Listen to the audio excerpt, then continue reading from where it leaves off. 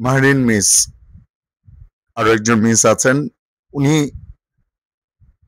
20টা বাচ্চার জীবন নিজের জীবন দিয়ে উনি রক্ষা করছেন। ওনার হাজবেন্ড যখন আইসিইউতে ওনার সাথে দেখা করতে গেছেন, ওনার হাজবেন্ড বলছেন যে তোমার নিজেরও তো 2টা বাচ্চা আছে, তুমি এতিম করে গেলা। বলছে যে আমার নিজের 2টা বাচ্চা আছে, ওরাও তো আমার বাচ্চা। একজন এরকম শিক্ষিকাকে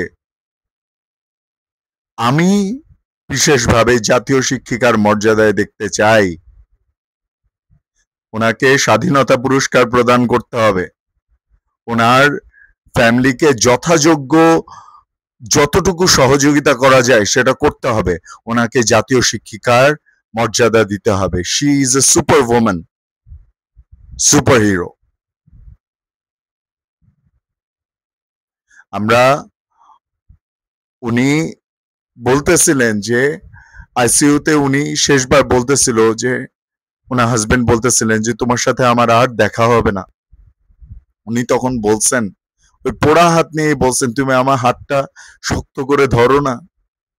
না, হাজবেন্ড বলতেছেন আমি ওর হাত ধরবো কি, আমি ধরতেই পারতেছিলাম না, সব পুড়ে ছাই, পুড়ে গেছে।